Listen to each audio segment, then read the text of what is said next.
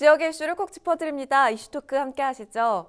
경상북도가 동해안 시대를 열겠다는 큰 목표 아래 동부청사 개청식을 열고 본격적인 운영에 들어갔습니다. 개청식까지의 과정과 앞으로 기대 효과에 대해서 살펴봅니다. 기화석 경안신학대학원 대학교 커뮤니티 정책학과 교수 그리고 백경렬 경향신문 기자와 함께합니다. 두 분 어서 오세요. 네, 안녕하십니까. 반갑습니다. 자, 이 포항 용흥중학교가 경상북도 동부청사로 새 단장을 하고 문을 열었습니다. 이철우 도지사의 첫 결재를 시작으로 이제 본격적인 동해안 시대를 알렸는데 이 동부청사 어떤 곳입니까? 네, 지금 경상북도청이 지금 안동에 있습니다. 그래서 좀 북부 쪽에 위치했다 보니까 좀 동남권 행정 수요가 조금 좀 대응하기가 어렵다. 뭐 이런 지적이 좀 있었거든요. 네. 그래서 지난 15일에 정식으로 개청식을 가졌는데요.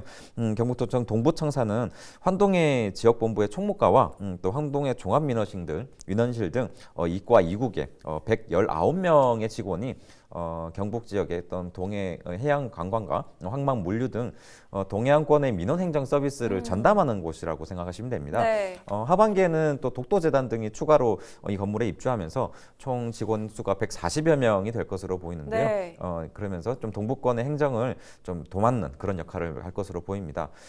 좀 한 가지 좀 재밌는 게 있었는데 그 민원실에 해바라기처럼 도민들을 바라본다 뭐 이런 의미로 해가지고 포항 해바라기 동산의 사진을 내걸었습니다. 그래서 좀 어떤 각오를 엿볼 수 있기도 했는데요. 그래서 좀 말이 나오기도 했어요. 좀 재밌다 뭐 이런 얘기가 나오기도 했는데 경북도는 동부청사 교소에 맞춰가지고 해양 자원을 활용해서 어떤 신성장 산업을 육성하고 해양 관광 배틀을 정성 그리고 또 북방 경제의 진출 기반을 구축하는 데 좀 힘을 쏟겠다 이런 방침을 밝혔습니다. 경북도가 면적이 넓은 거에 비해서 청사가 안동에 위치해 있어서 여러 가지 불편한 점이 있어서 이번 동부청사를 개청하게 됐는데 이 개청 의미 좀 자세히 짚어주시죠. 네, 그 바다를 지배하는 나라가 세계를 지배한다. 뭐 너무나 유명한 얘기죠. 네. 이철우 도지사가 이제 개청식에서 한 얘기였고, 이제 경상북도의 동해안 특히 포항의 중요성을 이제 강조한 것이죠. 네. 그리고 동시에 이제 이 국가 차원에서 중앙정부에서는 이제 문재인 대통령도 이미 이제 작년부터서 해양수산부를 통해서 해양 시대를 대비하라라는 이제 지시를 했고 또 네. 또 한편으로 이제 그와 동시에 우리 한반도를요. 이 세계 지도를 쭉 뒤집어 놓으면 소위 말하는 이제 거꾸로 세계 지도 뒤집어 놓으면 네. 우리 한반도가 중심이 되어서 전 세계로 뻗어나가는 형상이 보여요. 네. 그리고 그 중심에는 이제 바다에는 바로 이제 동해안 포항이 되겠죠. 네. 그래서 이번 의미는 그야말로 이제 동해안의 포항이 그 해양 관광 산업의 전초기지이자 그리고 신해양 시대 전략적 어떤 그 컨트롤 타워 그리고 또 이제 정부가 추진하는 신북방 시대 전초기지로서의 이제 역할을 이제 부여받고 있지 않느냐 또 그러한 그 의미를 가지고 경상북도도 대응을 준비하기 시작했다라는 의미로 막 얘기할 수 있지 않겠나 싶습니다. 이제 하반기에 그 독도재단에 13명까지 추가적으로 입주를 하게 되면 명실상부 이 동해안 정책의 산실이 될 것으로 보이는데 어떤 역할들을 하게 되나요? 동부청사는 일단 동부권에 있는 그 5개 시군의 장점을 좀 특화해가지고 이른바 좀 그 스타피쉬라는 그 프로젝트를 추진할 예정입니다. 네. 그렇게 해서 경북의 근대 항만 100년을 좀 재조명하는 그런 사업으로 동해 정신을 좀 재정집한다. 뭐 이렇게 지금 포부를 밝히고 있는데요. 네. 당장 내년 2020년에는 경북의 대표 항구인 포항의 구룡포항과 경주의 간포항 그리고 울릉의 도동항이 근대 항만 100년을 맞는 해이기도 합니다. 그래서 이를 계기로 해서 경북도는 동해안의 주요 포구의 변천사는 물론 선사 시대부터 바닷길을 통한 문명 교류의 어떤 회랑이었던 어떤 환동해권의 역사와 자연 또 생활, 인문 환경을 재조명하는 여러 사업들을 추진하기로 했는데요. 좀 살펴보자면은 좀 먼저 동해안의 의미가 있어요. 좀 보면은 동해안이 가지는 의미가 천혜의 좀 자연환경이 좀 뛰어나고 좀 대표적인 관광지이자 또 물류항만의 중심지이지 않습니까? 우리나라에. 그러다 보니까 21세기 해양시대의 풍부한 좀 잠재력을 가진 어떤 동해안에 경북의 미래 성장 동력의 먹거리가 있다. 뭐 이런 게 이제 이철우 도지사의 생각이에요. 그러다 보니까 또 정부에서도 또 신북방경제 정책의 또 중심 축이자 관문으로 좀 이렇게 얘기를 하고 있거든요. 네. 그래서 이번에 이번에 그 예타 면제 사업에도 보면은 동해안 철도 부설부터 시작해서 북극 항로 개설, 남북 통일 시대에 또 동해가 또 열린 경제 공간의 또 주 무대다 뭐 이런 평가가 나오고 있거든요. 그러다 보니까 경북도는 어떤 동부청사를 개청함으로써 동시에 해양 관광 산업 활성화를 위해서 포항 등 5개 시군과 경북도 문화관광공사와 함께 해양 관광 산업 활성화를 위한 업무 협약을 체결하는 등 좀 발빠른 움직임을 보여주고 있습니다. 또 이 협약과 함께 그날 또 경북도와 5개 시군은 해양 관광 산업 활성화 협의체를 공동으로 구성을 했어요. 네. 이 공동 협의체는 동해안의 5개 시군이 각자 또 추진하던 해양 관광 산업을 어떤 협의체로 묶음으로써 또 점적으로 이루어지는 거에서 또 선이나 면 이렇게 좀 범위를 넓혀서 정책으로 확대해서 또 필요한 부분은 협업하고 부족한 네. 부분은 좀 보완하기로 이렇게 했는데요. 이런 협의체를 통해서 공동 브랜드를 만들겠다 이런 게 이제 또 경북도의 방침입니다. 네.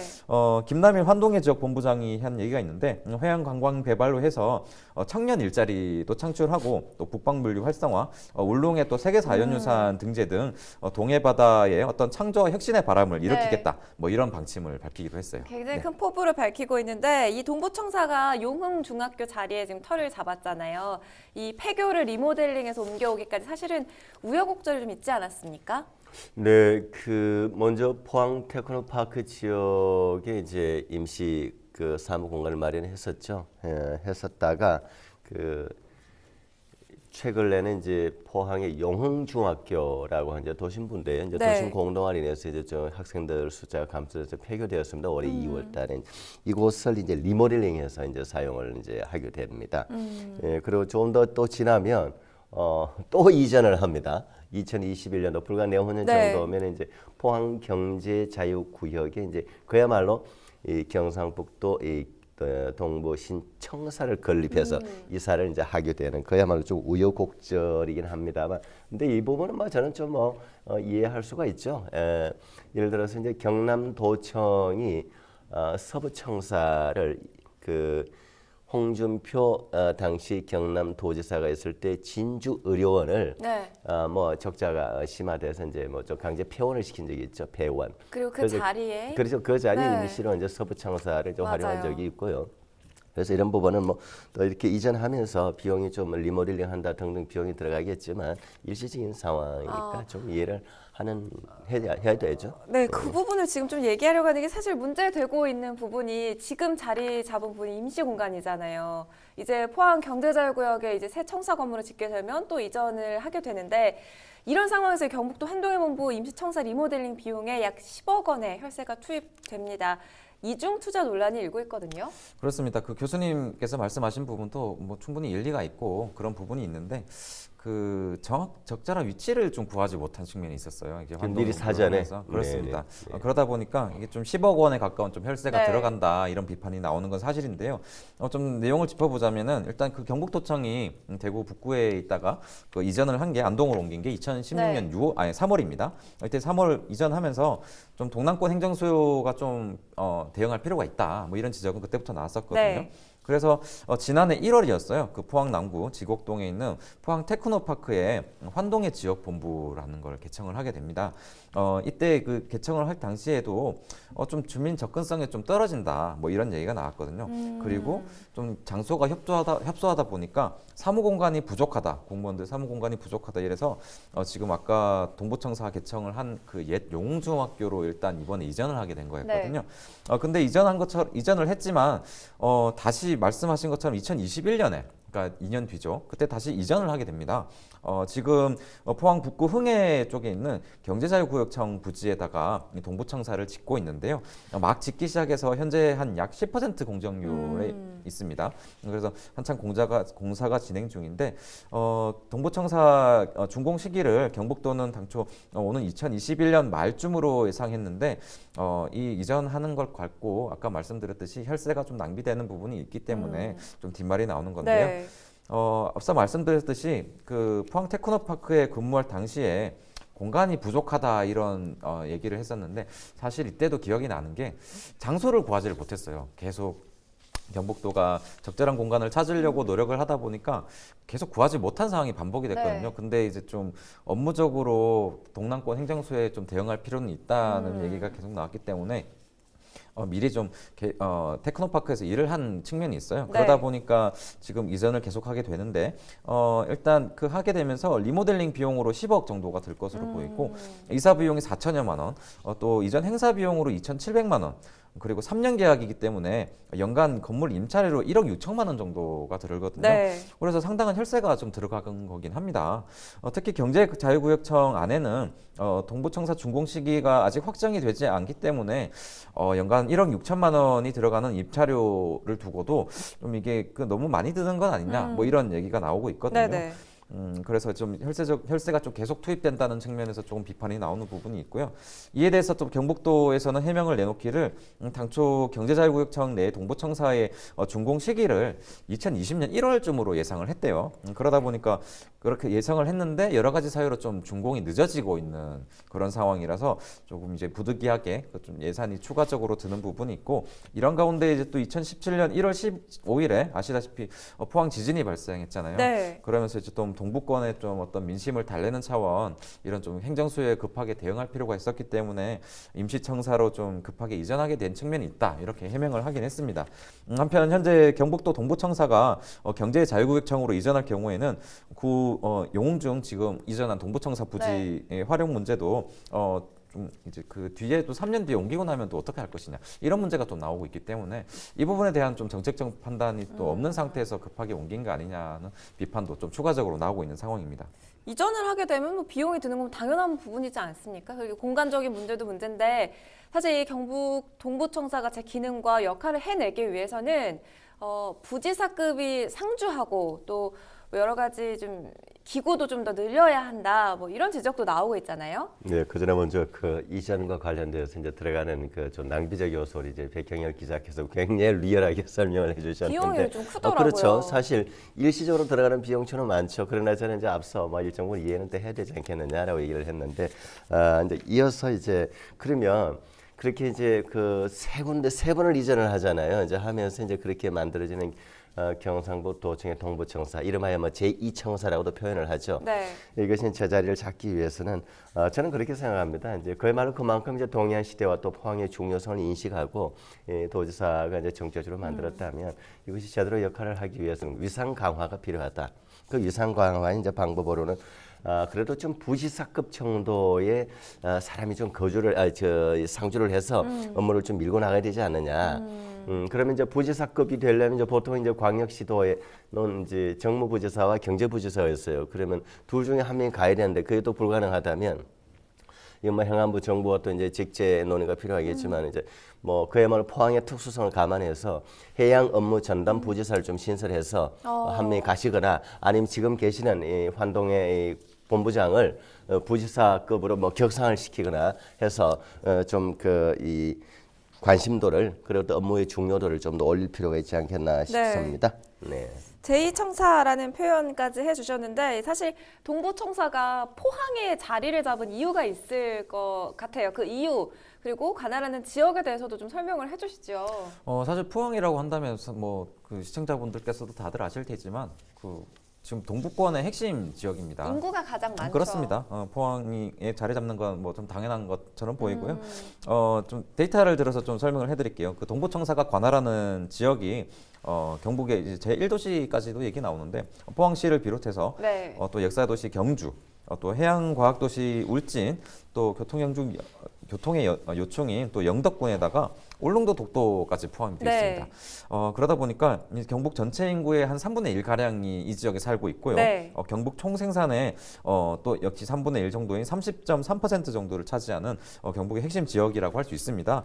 또 이뿐 아니라 또 해안선만 따지면은 537km가 나오는데 이 길이는 그 국토의 한 5분의 1 정도가 된다고 하더라고요. 네. 그 5분의 1 정도에 해당하는 해안선을 끼고 있고요. 여기다가 이제 또 컨테이너 항인, 영일만 항이 있어서 북방 경제의 어떤 거점 항만이자 환동의 국가와의 교역 전진 기지로서의 조건을 충분히 갖추고 있다. 이런 평가가 나오는 네. 거고요. 동부청사는 이 같은 입지 조건을 바탕으로 해서 또 해양 자원을 활용해서 관광 레저 산업의 활성화, 해양 첨단 신산업 개발, 또 에너지 융복합 산업, 또 고효율, 친환경 에너지 기반 주축 등 미래 산업을 육성하는 데 좀 더 주력을 해야 된다. 뭐 이런 평가가 나오고 있습니다. 네. 동부청사가 위치한 포항은 또 장치 산업인 철강 산업의 또 어떤 좀 철강 산업이 좀 침체기에 있긴 하거든요. 전반적으로. 국내 철강 산업이 좀 침체기 있다 보니까 이런 사양화에 대비해서 좀 어떤 좀 노력을 많이 하고 있는데 포스텍과 한동대 또 방사과석기 연구소 등 우수한 연구 인프라를 갖고 있지만 아직 이렇다 할 미래 산업 기반을 좀 갖고 있지는 못하거든요. 네. 그러다 보니까 좀 이제 노력을 하는 측면이 있고요. 경주 같은 경우에도 아직까지는 우리나라의 그 대표적인 고적 도시라고 할 수 있지만 관광 인프라가 좀 아직까지는 좀 미비한 측면이 있어요. 그렇습니다. 네. 좀 불편하다고 보는 분들도 많고 네. 또 관광 산업을 좀 더 발전시키기 위해서는 이런 것들을 좀 머리를 맞대고 개발시켜 나가야 될 필요가 있다라는 지적이 좀 나오고 있거든요. 네. 그러다 보니까 아까 교수님 말씀하신 것처럼 경북 동부청사의 이지사의 약속대로 어떤 부지사급을 상주시켜서 좀 위상을 강화하는 것이 필요하다 이런 지적이 나오고 있어요. 사실 그 이철호 지사가 그 환동의 지역본부가 생길 때 그때 주기적으로 그 이 본부를 방문하겠다 이렇게 얘기를 했었는데 사실 업무가 다른 지역에도 많다 보니까 그 제대로 지키지를 못했어요. 거의 지역에 몇 회 가지를 못했는데 그럴 것 같은 경우에면 그런 상황이라면 부지사급으로 좀 격상을 시키더라도 아예 상주하는. 그렇습니다. 네. 상주할 수 있는 그런 역할을 만들어서 동남권의 행정 수요도 제대로 대응하고 네. 이분들의 지역민들의 어떤 갈증 이런 것들도 해소할 수 있는 어떤 역할을 해야 되지 않나 이렇게 생각을 합니다. 중요한 부분 지적해 주셨어요. 이 동부청사 개천과 함께 환동한 시대를 열기 위해서 이철호 경북도지사 그리고 이강덕 포항시장이 지금 발빠르게 움직이고 있는 것 같은데요. 북방 국가와 협력을 대비해서 영일만한 경제력 확보를 위해서도 지금 팔을 걷어붙이고 나섰다고요? 네, 비교적 좀 적극적이고 좀 빨리 움직이고는 있습니다. 이제 돌아온 이제 6, 7월경에 이철우 경북도지사가 이제 대구와 경북에 있는 수출과 수입을 주로 하는 이제 기업들을 대상으로 해서 초청을 해서 네. 포항의 영일만 항을 좀 최대한 활용할 수 있도록 이제 홍보를 하는 자리를 만들고 그 자리에서 이제 인센티브 제도도 이제 뭐 설명을 하고 또 기업들의 어떤 그 애로사항이나 또 기업들이 원하는 것을 설문조사도 이제 하려고 한다라는 이제 계획까지 밝히고 있습니다. 그리고 네. 동시에 이강덕 포항시장은 이제 어쨌든 영일만항이 활성화되려면은 거기를 또 영일만항을 통해서 많은 수출 수입 물량들이 들어가고 나와야 되는 거거든요. 그러기 위해서 이제 그 이 해양 물동량을 이제 맡기는 사람 우리 화주라 그러죠. 화주. 예, 이제 화물을 이제 맡기는 그리고 이제 그걸 이제 나르는 사람 회사를 선사라 그러죠. 예, 이 양쪽에 영일만항을 거쳐서 가게 되면 그걸 이제 기항한다라고 표현을 합니다. 이제 거쳐서 가게 되면 그 기항에 대한 이제 연장, 기항 지원금. 이쪽 용어로는 이제 그 이 항로 연장이라고 표현을 하는데 항로 연장 지원금 그리고 이 이용에 따른 장려금 이런 것을 이제 최대한 지원하겠다. 실제로 수치로도요. 포항의 경우에는 이러한 그 이용 연장, 항로 연장 지원금이나 이 사용 지원금이 이 30억 예산이 확정되었습니다. 네. 그런데 우리나라 이 항만의 이 물동에서 부산항 다음으로 가장 큰 이 또 인천항은 그 엄청난 물동에 왔다 갔다 함에도 불구하고 2019년 배정된 예산이 25억입니다. 네. 더 많이 30억이 배정되어 있다는 것은 뭐 상당한 의미를 가지고 있죠. 사실 뭐 영일만항이 조금 우리 항만 산업에서 차지하는 비중이 아주 미미하잖아요. 그 부분 잠깐 짚어볼까요? 그렇습니다. 시간 지금 관계상. 그 경북도와 네. 대구시 권역의 좀 전체 순출입 물동량 중에서 영일만항이 차지하는 비중이 컨테이너 화물이 3%대 수준밖에 되지 않아요. 이게 좀 약간 지역 경계하고도 좀 영향이 있긴 하겠지만 네. 물동량에서 좀 차지하는 비용이 좀 적다는 건 좀 시사하는 바가 좀 있긴 합니다. 그래서 전국 단위로 비교한다면은 네. 2017년 기준으로 전국 컨테이너 물동량에서 영일만항이 0.4%밖에 차지를 하고 있지 굉장히 않아요. 적은 수치잖아요. 그렇습니다. 그러다 보니까 이제 화물을 보내는 기업이 배가 자주 들어오는 항만을 바라고 선사는 물동량이 많은 항만을 원하는데 이게 좀 기업 사이 이해관계를 조정해서 물동량을 확대하기까지 좀 단계적으로 시간이 필요하겠다. 이게 아직 경북도의 입장인데요. 지금 그 2017년 포항에서 발생한 지진에 따른 그 피해도 아직 복구가 아직 덜 됐거든요. 네. 그러다 보니까 그 아직까지 좀 물동량이 많지 않은 측면이 있는데 일단 포항시에서는 2020년까지는 복구가 완료될 거라고 얘기를 하는데 기업들은 사실 물동량이 많은 항구를 원합니다. 그러다 보니까 아직 좀 그 부족한 부분이 있는데 네. 좀 제어를 해서 빨리 좀 복구를 하는 측면이 필요하다고 네, 생각합니다. 이 동부청사가 이제 경북도 균형 발전 그리고 동부권 주민들의 행정 편의를 제공하게 될 텐데 이런 행정적인 기능은 물론이고요. 새로운 경북의 성장 동력으로서 자리매김하길 기대해 보겠습니다. 고맙습니다.